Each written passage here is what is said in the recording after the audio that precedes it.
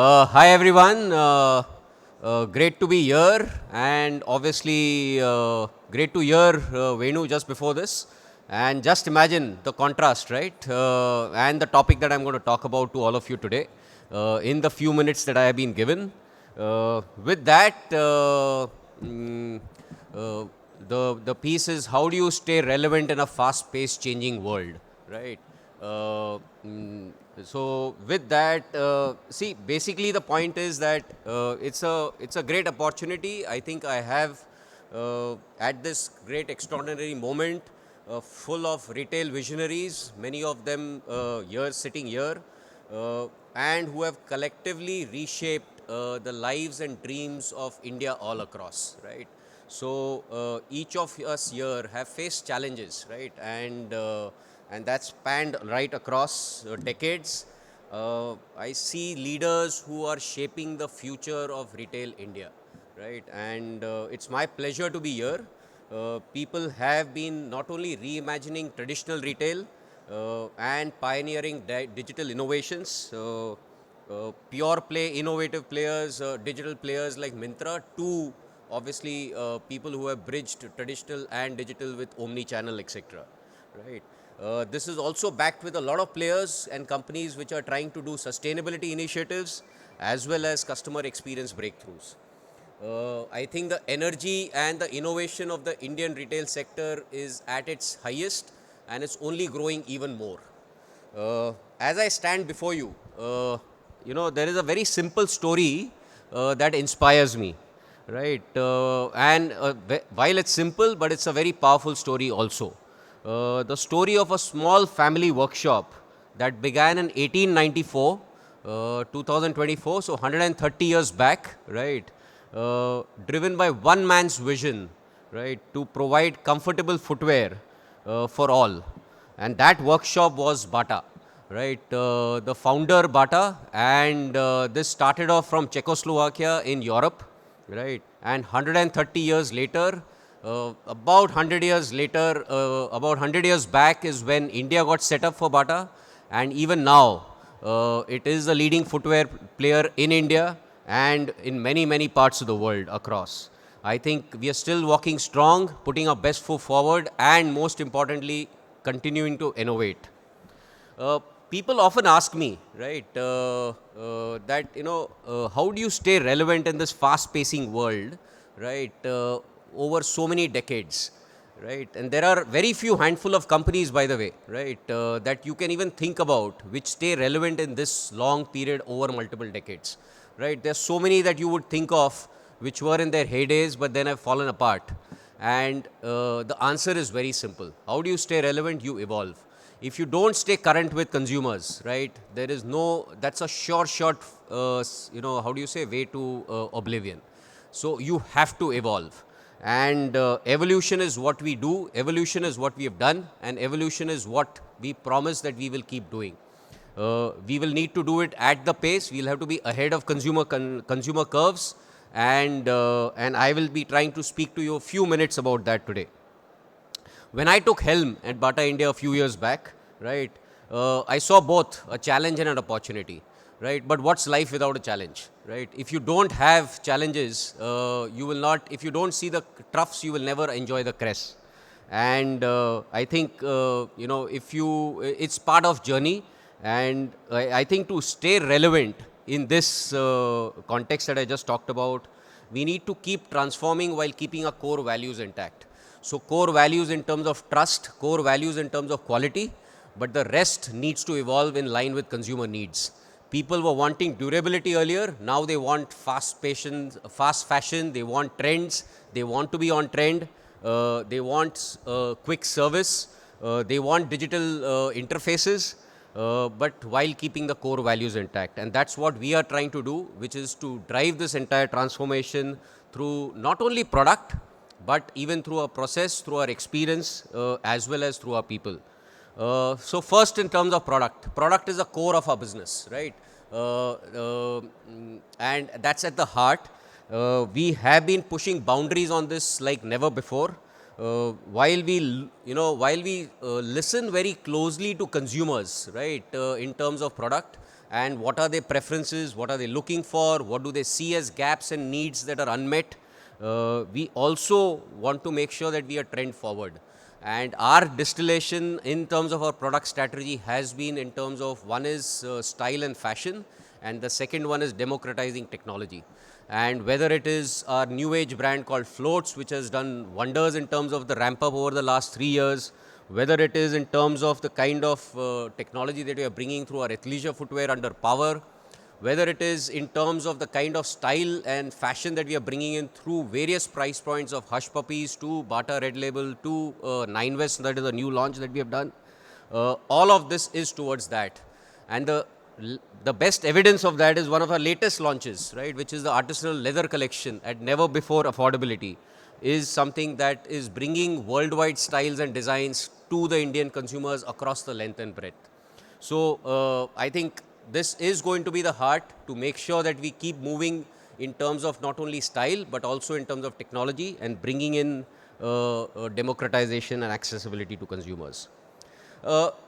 Besides product, right, another piece that is very critical is going to be the process. Behind every successful and visible transformation is efficiencies that you bring in. If you want to bring it alive at the scale at which we operate, you have to bring in process changes. We operate through almost 2,000 stores, right, one of the largest retail networks across the country, expanding very fast. So if you want to bring this alive and touch nook and corners of millions of consumers that walk into our stores every week, right, you will have to bring in process efficiencies. We have been spending a lot of resources, not only in terms of money, but also in terms of management bandwidth, as well as, in terms of creating capabilities behind bringing this kind of efficiencies. A couple of examples. The whole technology landscape within the organization has gone through an overall over the last about 4 years. We have now got every part right from the store back to our manufacturing backend completely connected. We have also superimposed on that, what do you say, the railway line is running basically, technology trains over it. And one of the best examples is what we have implemented this year, right, in 2024 has been something called high performance merchandising, along with global best software, which is called Blue Yonder. And what that does is that enables us to make sure that we are able to bring agility in our merchandising across the full network at the speed that we would desire. I think we can do a lot more with it, but that's a big step towards achieving that. We are also working towards making sure that our backend has got the kind of investments in terms of technology. We have just last year invested in 2 of the largest investments on backend within our factories. And our desire is with our partners as well as our own factories. We not only make for India, which we do, we are one of the largest manufacturers of footwear in India, but also make for the world, right, for the, the Bata countries worldwide. Right, so, and that's in line with obviously India's, the government philosophy that we have. We also want to make sure, I think that's one big area that we will have to still work hard, which is India rivals with China in terms of innovation from a footwear perspective. And that's a work that still, I think, stays ahead of us. Another piece that I said is going to be a very critical in terms of evolving and staying in current with consumer needs is consumer experience. One of the pieces has been to elevate experience of consumers across the length and breadth of India, especially when you go down pop strata, right? There, the experience is extremely limited. Either they see online or they see multi-brand kirana kind of outlets for footwear. We have been significantly ramping up our network, especially over the last 3 years. I was talking to some of the Franchise India personnel here, and the kind of pace at which we have ramped up over the last 3 years, and in no small contribution by even Franchise India, has been enormous. We have moved from less than 100 stores, franchise stores, to almost now 600 plus. Franchise stores are now 30% of our full network, which I said is close to almost 2,000 and nudging forward. And this has been a very strong pace of accretion. What we could add in about a year till about 3 years back, we now add in about a quarter. And what this does is also leverages the entrepreneurial spirit of the length and breadth in various nooks and corners of the country.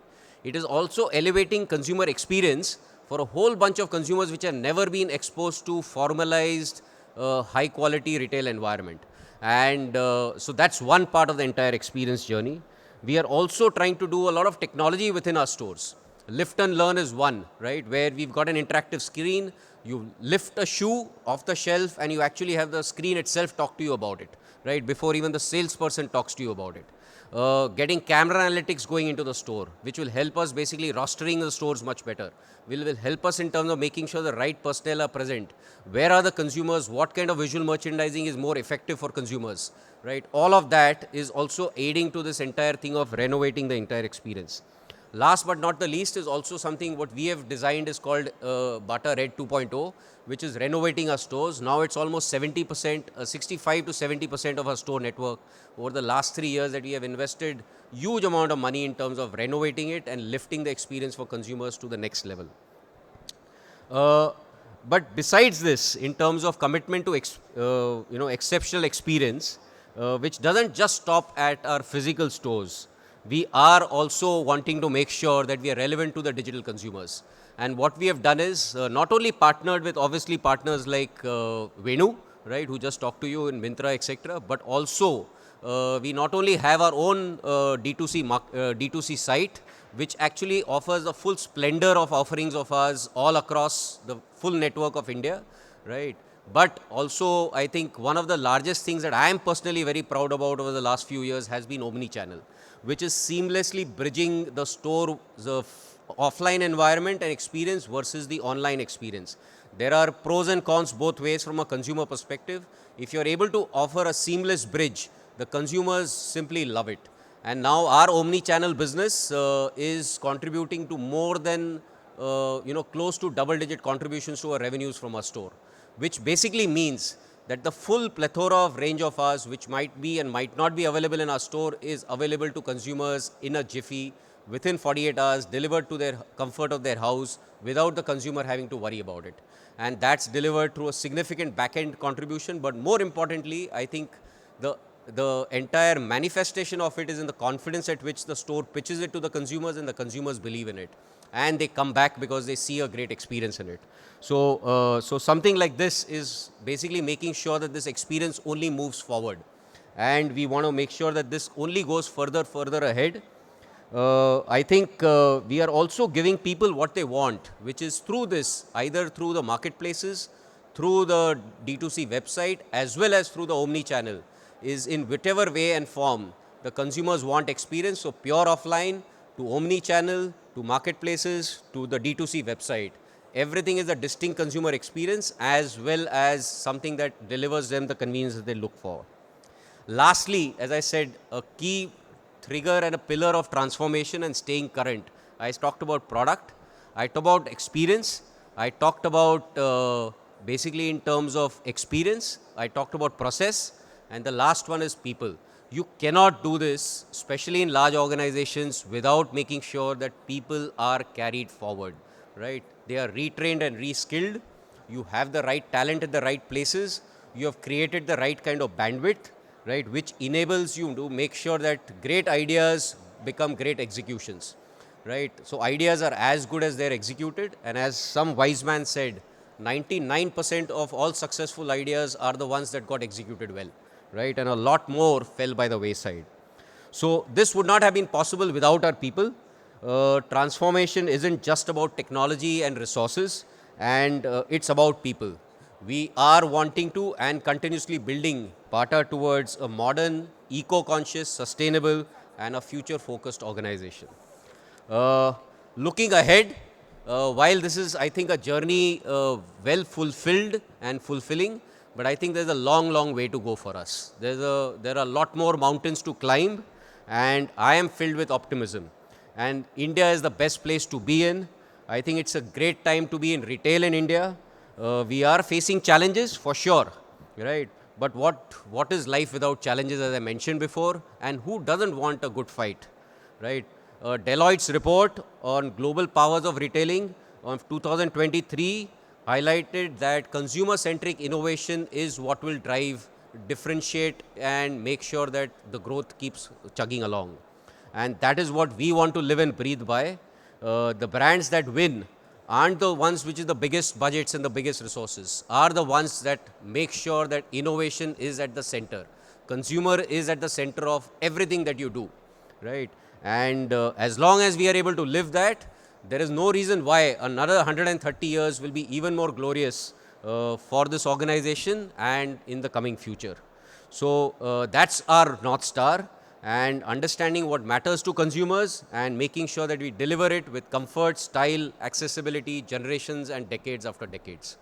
Thank you for this opportunity and sharing our journey. Thank you so much for listening to me. Thank you. Yeah, we can do one or two.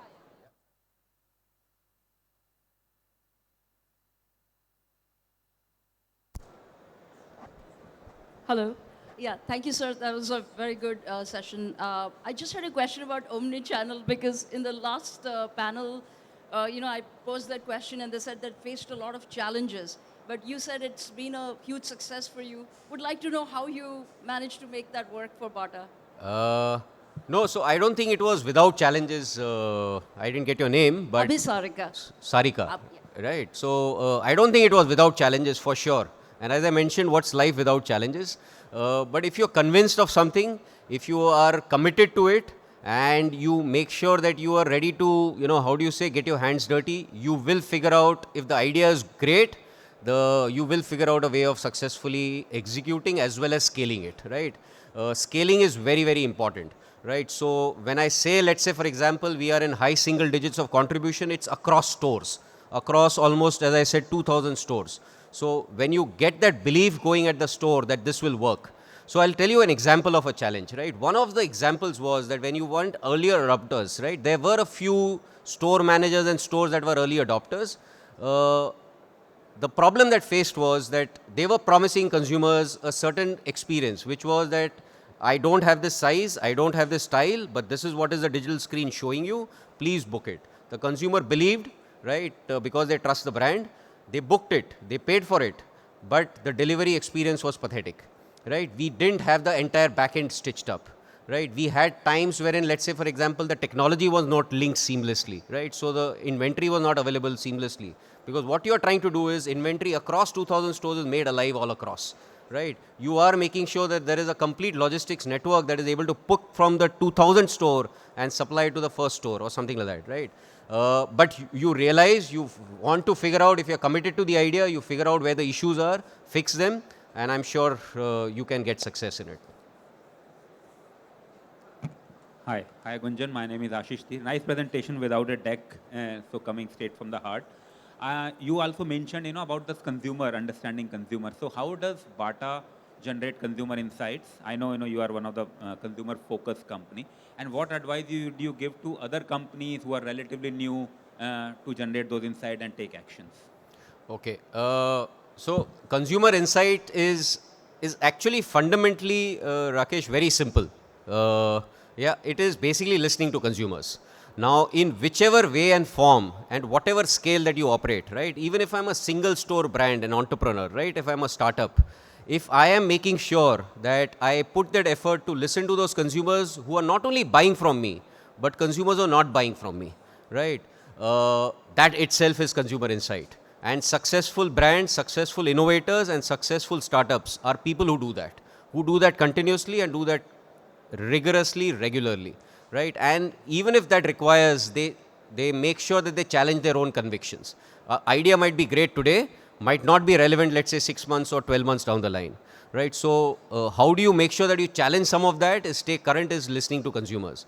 The challenge that happens is that when you go to scale, right, when you become large, at times you're so involved in your own world, right, that you forget the reason that you're existing, right? It's for the consumer. And it's not as if I have not found myself guilty at times, or many other organizations, but that's when I think it's even more important that you get back to basics, which is listen to consumers. There are many ways to do it, especially at scale. One is, as I said, consumers are walking into our stores every day. How do you make sure that it can be as simple as having a questionnaire there? You can do consumer groups. There are now, we've got lakhs of visitors on our D2C website. There are ways to get that. We've got a loyal consumer database, which is running into crores now. How do you probe that out? So there are many ways to do it, but effective core insight is how do you make sure that you listen to consumers? That's called consumer insights. Very special moment coming up, ladies and gentlemen, as we unveil the latest issue of Retailer magazine. Requesting Mr. Shah and ma'am to do the honors. Ladies and gentlemen, please put your hands together.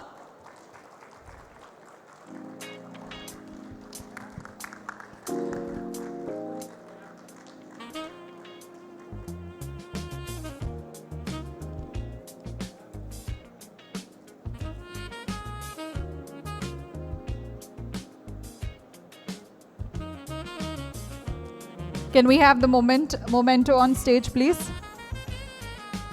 Requesting Ms. Maria to present a token of our appreciation, gratitude to Mr. Shah.